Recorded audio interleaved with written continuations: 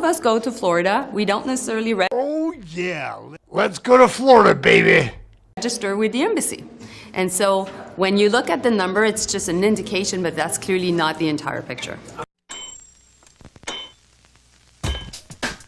Everyone has an opinion about Canadian federal politics. Oh, yeah.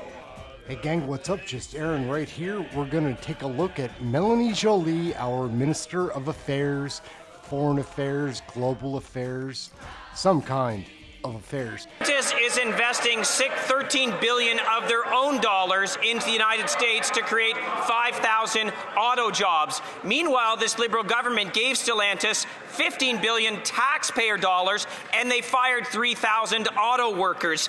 Let that sink in for a minute. This is what happens when incompetent Liberal ministers don't read contracts. And this isn't an investment. This is a corporate ripoff. They took $15 billion and fired the workers.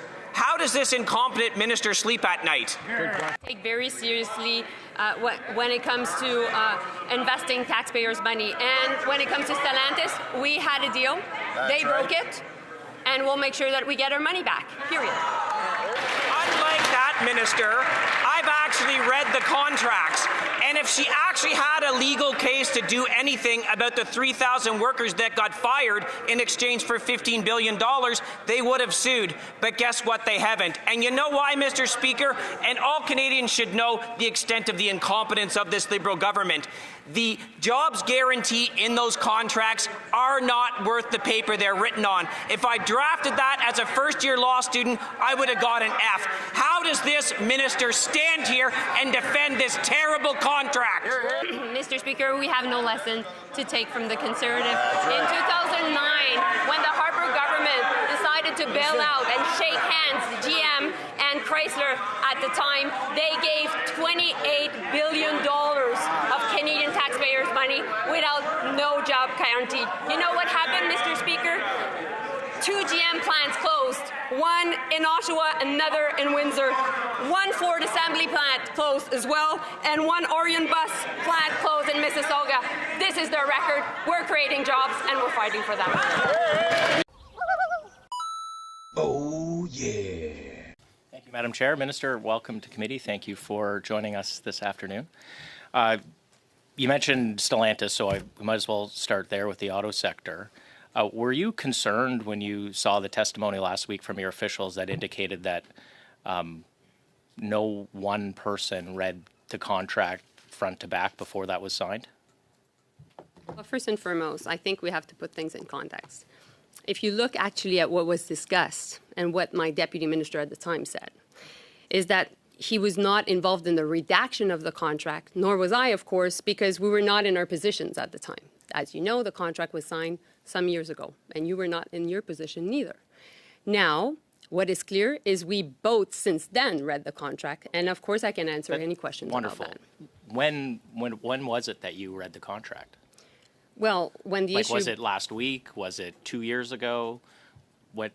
Obviously it wasn't 2 years ago because you weren't there, but when did you read it? So when the issue of Stellantis became really important, which was around October 15. So you read it? Of course I read that contract because we got a 24 hours heads up from the global CEO saying that they were moving the Brampton Jeep model, well, the Jeep Compass model, right, to the U.S. And we thought that that was completely unacceptable. So we got to it and we found very quickly how to make sure that Stellantis was on the hook. The testimony last week was that during the contract negotiations, no single person had a view on that contract cover to cover. Does that concern you? To be frank, it doesn't. Well, that was the... No, but like, you can't negotiate a contract without reading it. That doesn't make sense. Like, just listen to what you're saying. I don't know. The deputy minister said that the individuals involved would not have had full view of the contract. That was the testimony. There were many contracts that were involved, all of those that are already, not only are they available right now, Adam, but they were available 2 years ago, and the opposition, so basically the Conservative Party, had access to it. And you guys also read the contract. I think they're just getting so there's nothing new here. That's okay. So now that you've read the contract, that's fine. You've read the contract. Were you concerned that the jobs guarantee in that contract, or are you satisfied with the jobs guarantee in the contract? Is it anything less than 100% of Stellantis' footprint at the contract was signed? See, you know what was my reaction when we got the news from Stellantis? My reaction was, we can't open that floodgate of basically our automakers leaving the country. That was my reaction. And my reaction was also to make sure that everybody around this table is one Team Canada, because we're all fighting for the 125,000 jobs in the auto sector. And so I was in fighting mode, and I was finding how to make sure that we would make Stellantis on the hook. What was clear in that contract is that the investments in the battery plants, which are super important, which we stand for and will continue to defend, were linked to the Brampton facility. Okay. And that's why we say it's on the hook. On October 21st, you said in the House, the opposition on the committee will have access to the contracts. They will discover that we indeed negotiated well. Do you recall saying that? I stand by it. Okay. The jobs guarantee in the contract, is it for anything less than 100% of Stellantis' footprint at the time the contracts were signed? See, what is happening is when you're dealing with an automaker, you know that there will be... Minister, you're negotiating a contract. I didn't negotiate the contract, but what I can tell you is that when you look at an automaker over a 10, 15-year period, you know that there will be changes in models. And sometimes during that time, that lifespan, there will be time where basically there's retooling and that basically people are put on pause to then, of course, being rehired. And that is all negotiated with Unifor. That is all negotiated with the unions. And so that is why it was really, really important to have a job number. But what was most important, Adam, and that's my last point, it was to link the protection of Brampton. Because there was a preoccupation at the time, and I wasn't there, you weren't there, but there was a preoccupation to make sure that we would protect the jobs at Brampton. Is the jobs guarantee in the contract for less than 100% of Stellantis' footprint at the time the contracts were signed? Listen, what I can tell you is that there's a job guarantee, and what I can tell you also is that... So there is a job guarantee, but it's for less than 100%. For once, there was a link between the new funding that was given to create new jobs in Windsor to the Brampton plant. So for anything less... And that was really, really important, because when you look at it, and we learned from 2009 what the Conservatives did at the time. At the time, there was no job guarantee. So we made sure that that was the case. Are there executive compensation restrictions like there were in 2009? Was there equity given to the government like there was in 2009? I'm sorry, Minister, but you can't compare those. And plus, that was 15 years ago. Well, no, I think that they were in 15 years ago. You are comparing and you've negotiated, the same your type government of negotiated. Mr. Chair, the translation is not good because we have Minister, two persons in the your same government time. negotiated. It sounds like your government negotiated a $15 billion corporate subsidy to Stellantis without 100% jobs guarantee for the footprint of Stellantis at that time. I think you're mixing up things. That's what it sounds like. To be frank, you're mixing up things, okay? So in 2009, will you say what the percent of the, will you say what the percentage? Madam Chair, I just want to be able to answer. Let her finish because your time is up, and I want everybody to have a shot here today. Yeah, of course. Minister? In 2009, when you negotiated and shook hands with GM and Chrysler at the time, there was no job guarantees, and following that, the Oshawa plant was closed for GM. The Windsor plant for GM was closed. The Ford assembly plant following that was closed, and the Orion bus assembly plant in Mississauga was closed. It was devastation. And we were the first government to bring back jobs in the auto sector because we were able to create around 3,000 jobs in Windsor, and we were able to create around 3,000 jobs in St. Thomas. So it was really good investments. Thank you, Minister. Oh, yeah. Sir, in your opening statement, you referred to steel, lumber, and other critical sectors. So steel, aluminum, autos, lumber. My understanding is that those tariffs that are imposed by the U.S. are done so under the Trade Expansion Act of 1962, Section 232, and then in the case of lumber, additionally, anti-dumping and countervailing duties.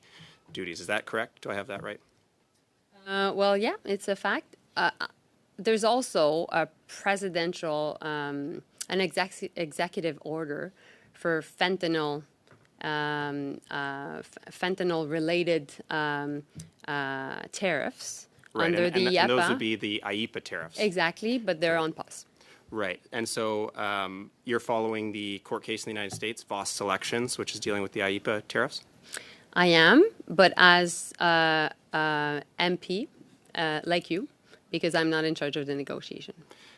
So my understanding, and I hope this is yours as well, as we've just established, if the Supreme Court in the United States strikes down the IEEPA tariff, that will provide no relief to the industries I just mentioned. Is that correct? Because those tariffs are imposed under different laws in the U.S. My job here is not to make any form of hypothesis, neither... It's not a hypothesis, it's just fact, and your job here is to speak on behalf of these industries, so I just want to know, what's your understanding of that? And if you don't know, that's problematic, so... Jacob, yes please, or no? Can you... Minister, time to answer that. Yeah. Please So... If she answers, yeah. I always answer. respond. I think that there's a lot of, as I said in French, many unpredictability linked to this administration.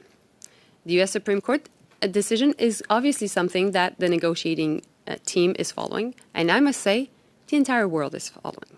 Know what effect that will have. Obviously, I won't, in front of this committee, develop any form of strategy or tactics that the government could take. I think that overall, we should work as one Team Canada to see what could be the impacts eventually. But I'm not here to make any form of, how can I say, analysis on what could be the impact on Canada or the world. I guess I would suggest it's concerning that the industry minister has no analysis of what will happen if that's the case. No, I'm sorry, but... Then tell me what your view is then. My job is to help the sectors here in Canada while the negotiating team is negotiating, and they have also their own strategies. And obviously the world is following what's going on in the U.S. every single day. We were following what was going on in Tennessee yesterday. We're following what's going on in Miami at the electoral. So we have a team, and I'm talking here, I used to be in charge of foreign affairs, so I know that we have a fantastic embassy in the U.S. Thank you, and Minister. They're doing that I'm work going to move on because I have limited time. I No, go ahead. appreciate that. Obviously, a large part of our bilateral trade is defense production with the United States. A few weeks ago, in response to questions about the F-35, you made comments that you said you didn't believe there had been enough jobs created or industrial benefits out of the F-35 program. You repeated that yesterday, actually. And then in response, Ambassador Hoekstra made some comments suggesting that that was an impediment to our trade negotiations. You, as you said, were foreign minister. You were at the very first party at Mar-a-Lago with the president. If anyone should have known that injecting uncertainty into the F-35 deal would piss off the Americans, I would have thought it was you. So my question is, why would you do that at the 11th hour? Why inject uncertainty into this negotiation? A couple of things. I was not there at the first party at Mar-a-Lago, so your facts are wrong. Second, we took a decision following the imposition of tariffs against us, which I think Canadians support. My question to you is, do you support or not the decision of putting on pause the F-35 contract? Yes or no? I'm asking you questions, not the other way around. I'm asking you questions. Goes both ways. No, it doesn't. Yes, actually. it does. Not at committee. This morning, this is Parliament. This is part of parliamentary committee. This is democracy. I'm just asking you why you did that. But Jacob, yes or no? Is that the position of the Conservative Party? Yes or no? At the Defense Committee this morning, the Minister of National Defense said the F-35 review was his file, and he said he was reviewing it, quote, at the request of the Prime Minister. Did the Prime Minister ask you to review that as well? I'm in charge of industrial benefits for defense contract. That's the role of industry. You are reviewing the F-35 as well? For industrial benefits, of course. Yes, absolutely. And that's why I think we didn't get enough and we need more. And I hope the Conservative Party is in favor of that. If not, we want to know. Thank you very much. On to... Oh, yeah. I personally find it very confusing how any liberal voter, I'm sure you're naive, it's okay to be duped. I've been duped. I voted for Trudeau in 2015, believe it or not. So it was a big mistake. I wasn't watching or paying attention then, but I have been paying very close attention since 2023. And let me tell you, these guys don't care about your future. They want your money in their pockets, your future, your kids' future, your grandchildren's futures in their pockets. See what they're doing to Canada with immigration. See what they're doing with housing. Check out what they're doing with our health care. What is better than it was in 2015? Absolutely nothing. It's confusing to me. On a lighter note, my name's Aaron. This is Canadian Loony. I work very hard at this channel, and believe me, I'm not a conservative. I will be voting that way. It seems to be the only way to get out from underneath this liberal conspiracy to destroy our way of being. And if you think like, oh, I don't want to admit that I was fooled or that I was raised liberal, so I'm still a liberal, change it up, because they have no plans for your future except lining their pockets with your tax dollars, laundering that money, spending it in other places. So Mark Carney, Justin Trudeau, all these hack bullshit ministers can get richer on your coin under the guise of being incompetent or negligent. Like, it's not that. They mean to be doing what they're doing, and they're pulling it off. There is no future for Canada under this government. So I watch all the committee meetings. I watch everything that happens in the House of Commons. I also follow the propaganda-driven news of the legacy media that is paid for by this government to dissuade your mind into some kind of trick to think that they're doing it for the benefit of you. It's not for you. Liberal voters, I'm speaking right to you. Please watch the politics, not the news. Like, watch the Independents on YouTube. Do anything other than what you're doing, because if you're still being duped and not aware that you're being fooled, that's a huge issue. My name's Aaron. This is Canadian Loony. Like, share, subscribe. I work very hard at this channel. Believe it or not, I spend 12 hours a day, 7 days a week at this, because it takes a lot of time to watch all of the politics. But that is where you get your real information. So I would appreciate your subscription. I know that a lot of people that watch this channel, 60% of the people that watch my channel aren't subscribed. I need you to subscribe. I'd like you to subscribe. I'm asking for that because this stuff is so censored, which is a part of legacy media, that it's hard to get any kind of word out. I know that there's other platforms. Just go to that. I know that a lot of people, liberal voters, watch YouTube, and I'm hoping they'll catch some of this and become informed. Learn a little more, because again, it's not a liberal conservative thing. It's an evil versus good thing. I'm not a conservative. Like, I will be voting that way because we need to get out from underneath this elephant that keeps squashing us. It's ridiculous. Please like, share, subscribe, get notified. Come check out one of our live shows. We cover Canadian federal politics right there, and I think you'd enjoy our chat room. It's the best that I've seen online. That's it, Aaron, Canadian Loony. Like, share, subscribe. We'll catch you in the next video. We're gonna wrap it up right here. Out for now. Thanks for watching.